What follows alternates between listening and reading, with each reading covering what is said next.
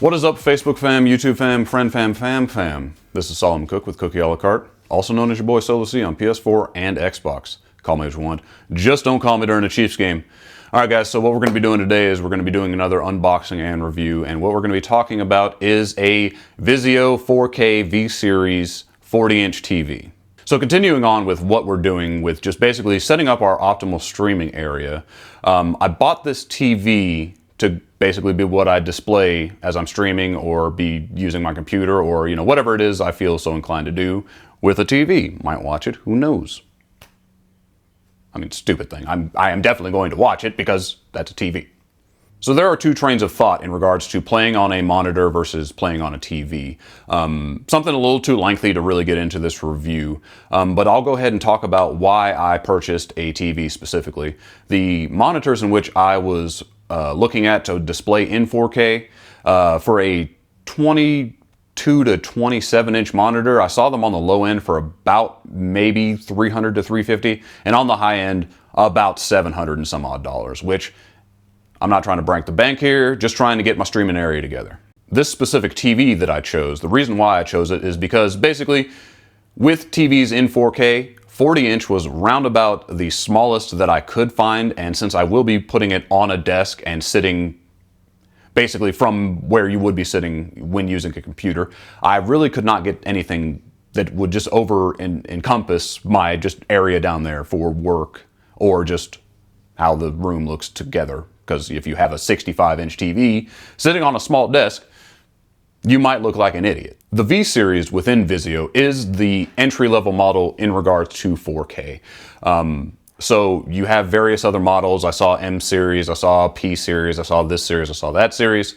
In regards to picking my specific model, I didn't really do too much research of the amenities of what each model is better over the other.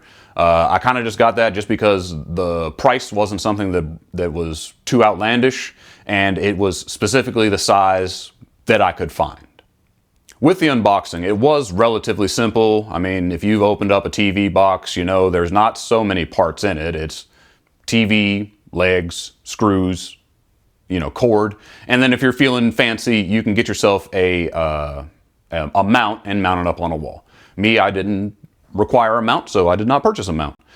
So getting it out of the box itself and then getting the legs plugged in and then basically getting plugged into the wall and getting it ready, that took me about 2.5 to 4 minutes maybe. So definitely not a lot of assembly required, so that is something that is definitely a plus. Because as you can see in my last video where I was building up a chair, not very good at putting things together. So we got it out of the box, we got the legs put on it, we got it plugged in, and then from there, that's where we kind of ran into some issues. The initial setup for Vizio, since it is a smart TV, you connect it to the Wi-Fi or you do a wired connection, and then from there you go through a series of prompts to get it set up and get it squared away. That itself was relatively self-explanatory. Connect to your Wi-Fi, put in your password.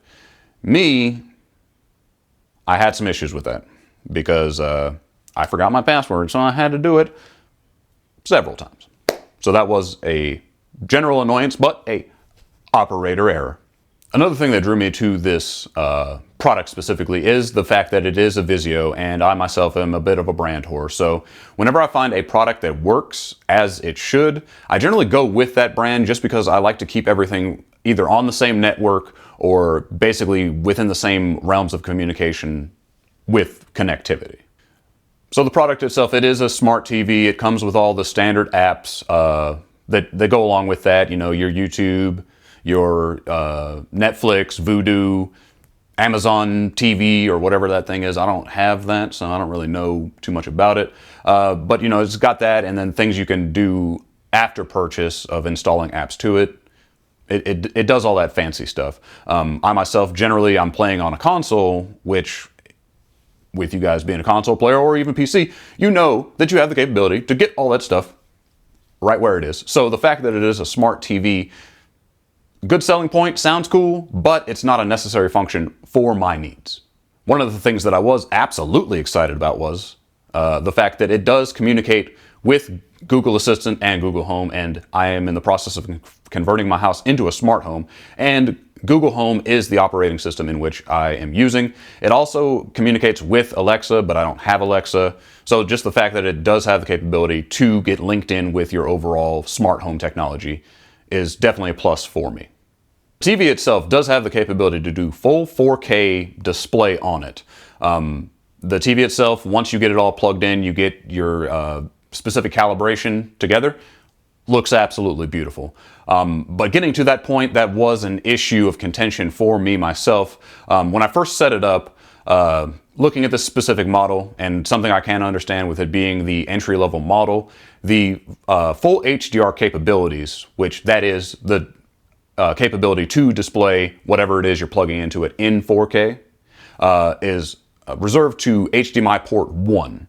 It has a total of 3 ports, but just plugging it in and trying to get excited about getting on there and checking it out, I plugged my PS4 into the wrong HDMI port. So whenever I did get on there, it was not upscaling to full 4K visibility.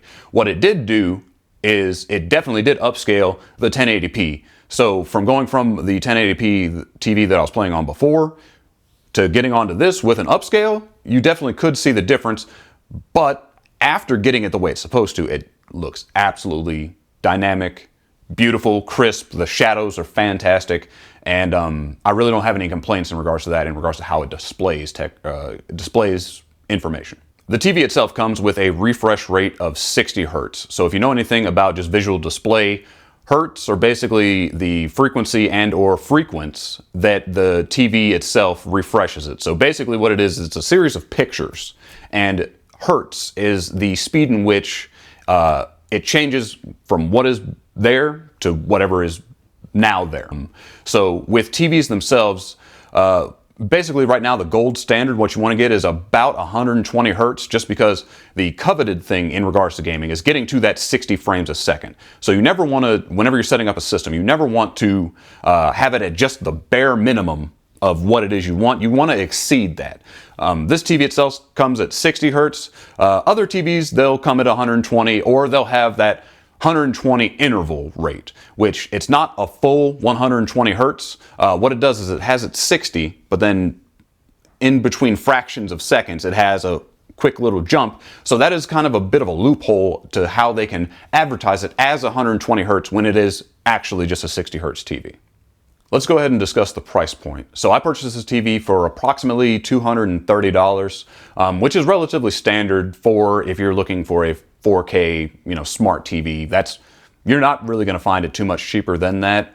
And then with that, you can get your Roku, you can get your this, you can get your that. But $230 seems about a fair price for the product in which I'm getting.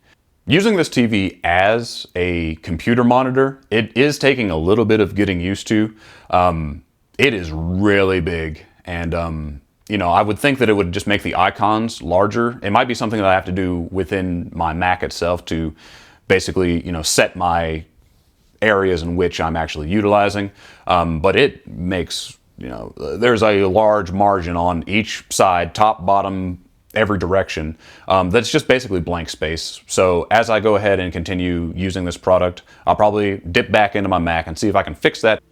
With the low end of setting it up, and if everything goes exactly as planned, from opening up this box to going ahead and getting ready to game, this process to get the TV set up should take you no longer than about maybe 15 minutes. And the big portion of that is a set it and forget it method. Hey, it's gonna update. Go ahead and make yourself a cup of coffee. Alternatively, if things don't go right, you have to do a factory reset. You've got to figure out how to troubleshoot. You've got to go through Vizio and how they do their stuff. After it was all said and done, I was probably doing this for about maybe 2 hours, and it made me feel like an absolute imbecile just trying to get a TV so I can go ahead and play some video games and surf the internet. Is it worth a purchase? Is it a nice additive to if you're planning on streaming, or if you just want to have it in your living room or wherever it is you feel so inclined to place it? I thoroughly enjoy it. The display is great. The sound it's good enough to serve my needs. Generally, whenever I'm gaming, I'm using a headset anyway, so the sound that actually comes out of the TV is not a factor. And then from there, if it's not loud enough, go out and buy yourself, a surround sound set or a smart cast, Google Cast, whatever that thing is, the sound bar. Go ahead and get one of those if this TV isn't loud enough for you. For me, myself, served my needs, so I don't really have an issue with that. All right, guys, as always, I wholeheartedly appreciate the support you guys are providing with going ahead and giving our channel a view. And if you haven't, go ahead and throw a like down there. Go ahead and throw a subscribe down there, or up here, or over there, or over there, or wherever it is that your thing is telling you to do it.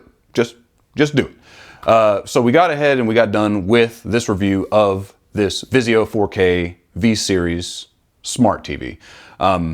We'll have one more piece of equipment review upcoming, and then from there, don't think I forgot about, hey, I need to do some game reviews. That also will be coming out, but it's going to take a little bit more time.